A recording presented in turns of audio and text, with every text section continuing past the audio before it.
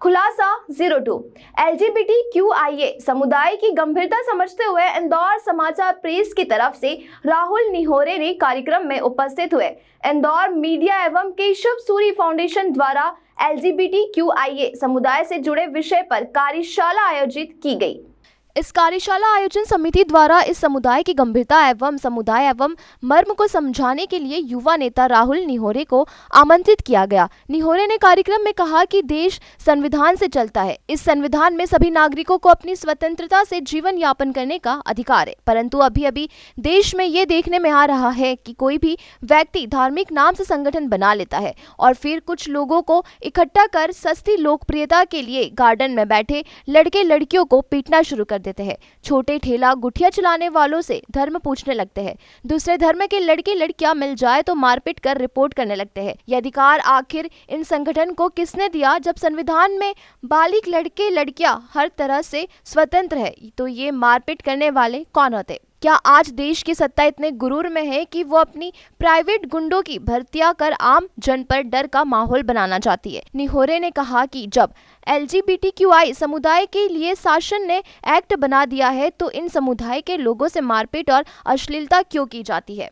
आज इस समुदाय में लगभग देश में करोड़ों लोग जुड़े हैं और इन्हें भी वही संविधान जीने का अधिकार देता है जो संविधान हमें अधिकार देता है। निहोरे ने बोला कि हम सामान्य लोग हैं, पर इस समुदाय में बहुत पीड़ित और शोषित लोग हैं। बहुत से बच्चे और बच्चियों के साथ बचपन में यौन शोषण हुआ है और सभी की सर्वे रिपोर्ट आश्चर्यचकित करेगी कि 80% यौन शोषण उनके ही परिवार के सदस्यों या परिचितों द्वारा किया गया है, जिससे बच्चे बच्चियां मानसिक विकृत और सेक्स के प्रति घृणित हो जाते हैं। निहोरे ने कहा कि हम सामान्य हैं, ये एक अच्छी बात है। हमारी जिम्मेदारी बनती है कि समुदाय को भी अपनी मर्जी से जीवन जीने का अधिकार दिया जाए, तो बेहतर मेडिकल सेवाएं मनोरोग चिकित्सक से भी इन लोगों की काउंसलिंग करवाई जाए। ये देश संविधान से चलेगा और हमें संविधान की कद्र करना चाहिए। एवं माननीय सुप्रीम कोर्ट एवं उच्च सदन को भी देश में किसी संगठन या राजनीति पार्टी पर नजर रखना चाहिए कि वो खुद को संविधान से बड़ा ना समझ ले। राहुल निहोरे ने इंदौर समाचार प्रेस की तरफ से इस कार्यक्रम के आयोजक अंकुर पालीवाल का इंटरव्यू भी लिया, जिसे निहोरे ने अपने YouTube चैनल पर अपलोड किया है। आज हमारे बीच में अंकुर पालीवाल जी है और LGBTQ का आज कुछ सेमिनार इन्होंने करा है। मैं जानना चाह रहा हूँ अंकुर जी, आप बताइए कि क्या पूरा मामला है, ये क्या कर रहे हैं आप लोग? Thank you so much. मेरा नाम अंकुर है। हम यहाँ पर एक मीडिया वर्कशॉप कर रहे हैं। वर्कशॉप का यह उद्देश्य है कि LGBTQ समुदाय को मीडिया में सटीक तरीके से और संवेदनशील तरीके से कैसे कवर किया जाए।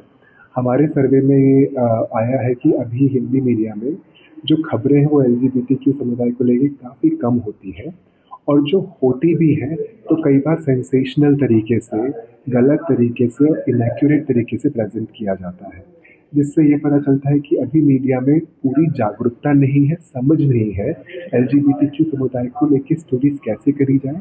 एक और चीज़ हमने ये देखी है कि कहानियाँ एक ही दो तरीके की होती है, तो विविध कहानियाँ कैसे की जाए, इस बारे में भी चर्चा हो रही है। हम लोग इंदौर समाचार की तरफ से आए हैं और आज देश में इसीलिए हम लोग आए कि संविधान सभी को अधिकार देता है कि अपना जीवन अपने तरीके से जिए।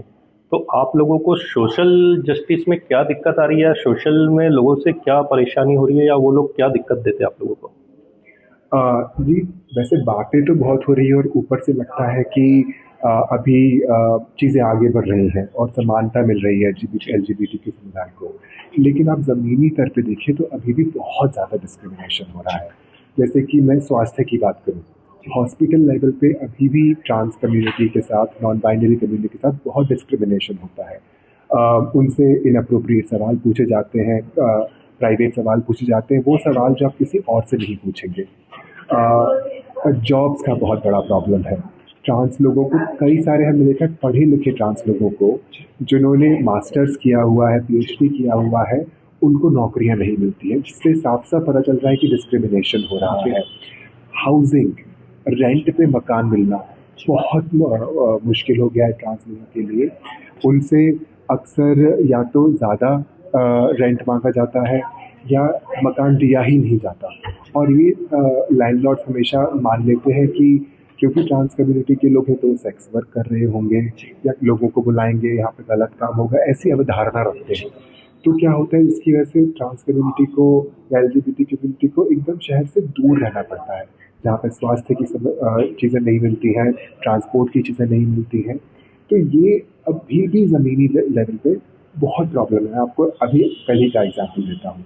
हम ये प्रोग्राम पहले सूर्या होटल में करने वाले थे, लेकिन जैसे ही उनको ये पता चला कि ट्रांस लोगों से रिलेटेड यहाँ पे काम होने वाला है, उन्होंने प्रोग्राम करने से मना कर दिया। तो आप खुद देख सकते हैं कि इंदौर में अभी इस चीज़ को लेके क्या समझ है। नहीं, जब एक्ट आपका बन गया LGBT पे और संविधान आपको मान्यता देता है, फिर लोगों को परेशानी क्यों होती है इन सब चीज़ों में?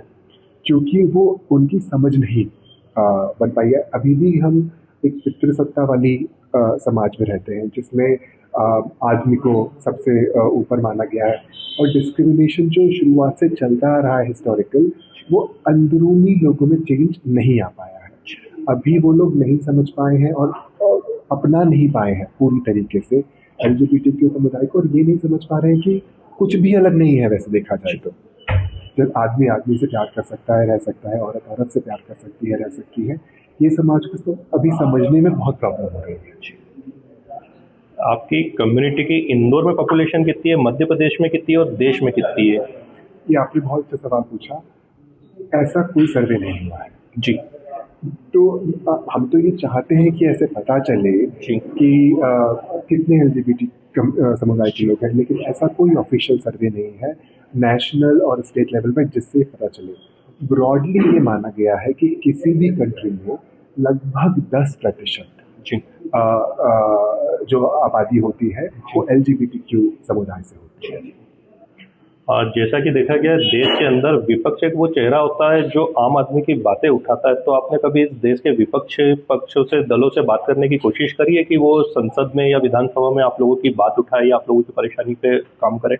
ये बात लगातार चलती रहती है जी। विपक्ष से, वो कांग्रेस पार्टी हो, आम आदमी पार्टी हो या कोई भी पार्टी हो, लगातार हमारी बात चलती रहती है। जैसे वो मैनिफेस्टो जब रिलीज करते हैं कि हमारी चीज़ों को आगे रखें, जैसे क्वियर मैरिज की बात है, मैरिज इक्वालिटी हमको मिलना चाहिए, हाउसिंग राइट इक्वल मिलना चाहिए, स्कूल्स में डिस्क्रिमिनेशन नहीं होना चाहिए, एंटी डिस्क्रिमिनेशन पॉलिसी होनी चाहिए। ये बात हमेशा चलती रहती है। कई बार वो इसको सदन में उठा पाते हैं, कई बार नहीं उठा पाते हैं।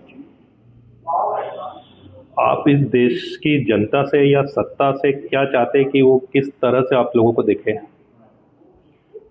मैं तो यही कहना चाहता हूँ कि समानता से व्यवहार करें, जैसा आप किसी और डिग्निटी से व्यवहार करें, जैसे आप किसी भी और इंसान के साथ व्यवहार करेंगे, ट्रीट करेंगे, अपॉर्चुनिटीज़ देंगे, घर देंगे, अपने घर में बुलाएंगे, साथ में बिठा के खाना खिलाएंगे, जैसा आप किसी और के साथ व्यवहार करते हो, आप LGBTQ समुदाय के साथ व्यवहार करो, क्योंकि हम अलग नहीं हैं, हम आप ही के साथ में हैं। तो बहुत अच्छा रहा दोस्तों। मैं बताना चाहता हूँ सभी व्यूअर्स को, ये LGBTQ का इन्होंने सेमिनार रखा है और बहुत गंभीरता से ये एक समस्या का निदान चाहते हैं। ये देश सभी का है। हमारे पुराणों में भी अगर बात करें तो किन्नर समुदाय, और ये पुराणों में भी इनका जिक्र मिलता है, जब से इतिहास है, जब से इन लोगों का अस्तित्व है, और हम लोगों को इन लोगों के साथ बिल्कुल एक प्यार से पेश आना पड़ेगा। इनको भी एक मौका देना पड़ेगा कि ये समाज की बहती धारा में जुड़ सके। इसके लिए एक कदम हमें आगे बढ़ाना होगा। मैं उम्मीद करता हूँ और हम कोशिश करेंगे कि राहुल गांधी जी से, देश के जो प्रतिपक्ष के नेता भी है, उनसे मिलकर और आने वाले मैनिफेस्टो में आप लोगों की जो जो समस्या है उन समस्याओं को उसके अंदर लाए और आप लोगों को मुख्य धारा से जोड़ने का काम करेंगे। धन्यवाद। Thank you.